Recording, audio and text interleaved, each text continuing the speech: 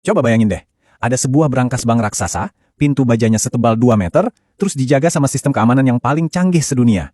Nah, sekarang bayangin ada pencuri yang mau bobol bank ini. Alih-alih bawa dinamit buat meledakkan pintu, atau diam-diam menggali terowongan berbulan-bulan, pencuri ini cuma jalan santai ke arah penjaga, membisikkan satu kalimat ajaib, dan tanpa ragu sedikit pun, penjaga itu sendiri yang membukakan pintunya lebar-lebar. Kedengarannya konyol kan? Tapi percaya atau enggak, di dunia digital, hal semacam ini kejadian terus-menerus. Di pembahasan kali ini, kita bakal bedah tuntas sebuah laporan klasik dari SPI Dynamics yang ngebongkar salah satu teknik peretasan paling legendaris, yaitu injeksi SQL. Kita akan lihat bareng-bareng gimana sebuah celah yang kelihatan sepele bisa berakibat fatal banget. Pertanyaannya sekarang gini, apakah aplikasi web yang Anda pakai, atau bahkan yang Anda buat, diam-diam malah menyerahkan kunci berangkasnya ke orang asing? Pertanyaan ini mungkin terdengar kayak adegan dari film thriller aksi, tapi ini realitas yang kita hadapi tiap hari. Kita masukin username, password, sampai data kartu kredit ke berbagai website dengan harapan informasi itu aman 100%. Tapi, di balik antarmuka yang rapih dan ramah pengguna, ada bahaya yang nggak kelihatan. Data Anda bisa aja dicuri. Dan parahnya lagi, bukan lewat serangan yang super rumit. Kadang aplikasinya sendiri yang dengan sukarela nyerahin data itu ke siapa aja yang tahu cara memintanya. Biar kebayang gimana anatomi dari pencurian digital ini dia peta perjalanan kita hari ini. Kita bakal mulai dari melihat apa itu ancaman tersembunyi, lalu anatomi injection, gimana cara mencari celah, manipulasi database, cara melindungi data, dan terakhir soal keamanan bisnis. Oke, kita masuk ke bagian pertama, ancaman tersembunyi. Kenapa sih sistem produksi yang udah live itu rentan banget? Fakta yang cukup mengejutkan adalah, ada banyak banget sistem produksi di internet yang ternyata masih terbuka lebar buat diserang. Dan kuncinya ada pada kata sederhana. Dokumen SPI Dynamics ini nekanin banget kalau ancaman ini tuh sebenarnya luar biasa gampang buat dicegah. Tapi kenapa kok masih banyak yang kebobolan? Jawabannya simple. Para pengembang perangkat lunak itu sering banget dikejar deadline. Dalam tekanan buat cepat rilis produk, mereka jadi mengabaikan satu hal krusial, validasi input. Mereka terlanjur berasumsi kalau pengguna pasti bakal selalu masukin nama atau alamat email yang benar sesuai format. Nah, asumsi yang kedengarannya sepele ini, yang akhirnya jadi celah maut buat dimanfaatkan sama hacker. Lanjut ke bagian 2, anatomi injeksi. Sebenarnya, apa sih injeksi SQL itu? Gampangnya gini, injeksi SQL itu terjadi waktu sebuah aplikasi web ngambil teks yang diketik sama pengguna, misalnya di kolom pencarian atau form login, terus teks itu langsung dilempar mentah-mentah ke dalam database tanpa disaring sama sekali. Analogi sederhananya, bayangin Anda minta tolong seseorang buat nyampein pesan ke bos Anda.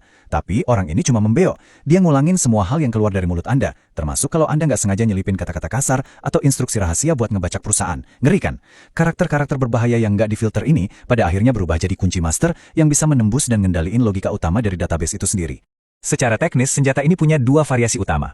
Yang pertama itu injeksi langsung. Ini terjadi kalau angka atau teks masuk gitu aja ke dalam sistem tanpa pelindung apa-apa. Tapi yang paling sering ditemui di lapangan itu injeksi berkutip. Di skenario ini, aplikasi web ngebungkus input pengguna pakai tanda kutip. Dengan harapan, itu bakal bikin teksnya aman. Cuma dibaca sebagai teks biasa, gitu. Tapi yang namanya hacker mereka cerdik banget. Mereka menggunakan matematika sederhana untuk memecahkan kurungan tanda kutip itu. Caranya, mereka masukin tanda kutip tunggal buatan mereka sendiri yang bikin sistem berpikir kalau teksnya udah selesai, lalu mereka tambahin perintah SQL berbahaya tepat di sebelahnya. Boom! Sistemnya tertipu. Sekarang kita di bagian 3, mencari celah. Gimana sebenarnya cara hacker mantau sistem target mereka? Proses ini sejujurnya butuh kesabaran tingkat dewa. Hacker bakal sangat sistematis nguji setiap parameter yang ada di aplikasi web.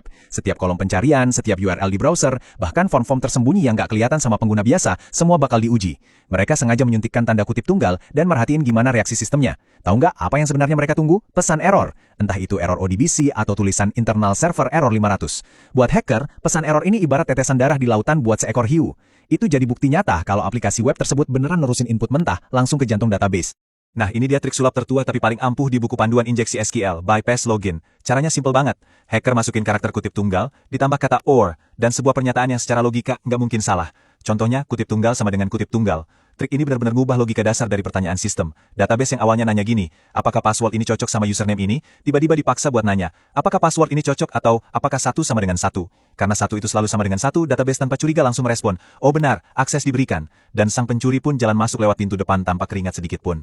Masuk ke bagian 4, manipulasi database. Gimana data itu akhirnya bisa dicolong? Kalau sistem loginnya udah berhasil diakali, fase selanjutnya adalah nguras datanya. Dan ini nggak selamanya gampang. Makanya hacker punya beberapa trik lanjutan. Mereka sering pakai perintah union select buat gabungin hasil pencarian normal dengan hasil pencarian jahat mereka. Kadang mereka main-main dengan tanda kurung buat nipu struktur kode, atau ngakalin fitur pencarian pakai query like. Kalau sistem nolak karena tipe datanya nggak cocok, misal sistem minta angka tapi dikasih huruf, hacker bug ini bakal ngitung manual. Mereka nyocokin jumlah dan tipe kolom satu persatu, nyoba berbagai kombinasi terus-terusan, sampai akhirnya si database nyerah dan mulai memuntahkan data-data rahasia ke layar. Ada satu metode ekstraksi yang cukup gila di sini, namanya siklus catatan tunggal atau single record cycling. Masalahnya gini, aplikasi web tuh biasanya dibikin cuma buat nampilin satu hasil pencarian aja di layar. Terus gimana caranya nyuri ribuan data kalau layarnya cuma nampilin satu persatu? Hacker ngelakuin ini dengan sangat metodis. Mereka ambil baris data pertama.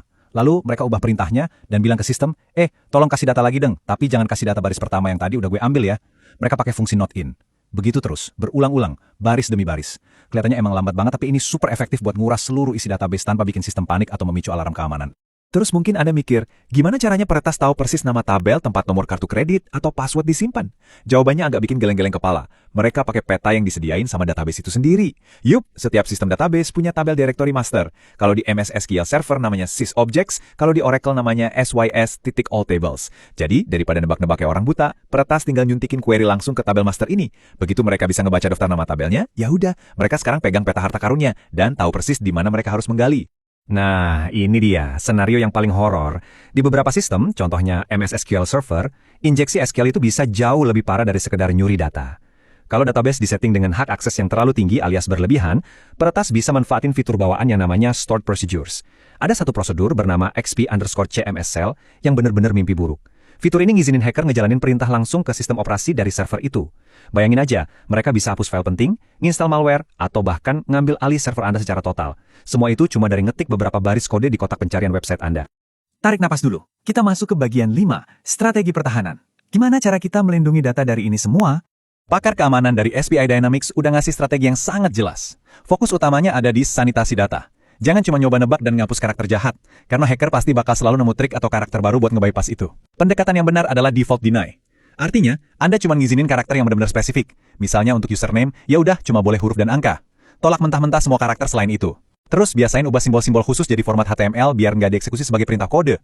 Dan satu lagi yang nggak kalah penting, batasi hak istimewa database. Aplikasi web Anda sama sekali nggak butuh akses administrator penuh cuma buat nampilin halaman profil. Makin sempit aksesnya, makin kecil kerusakan yang bisa terjadi kalau sampai pertahanan terdepan Anda jebol.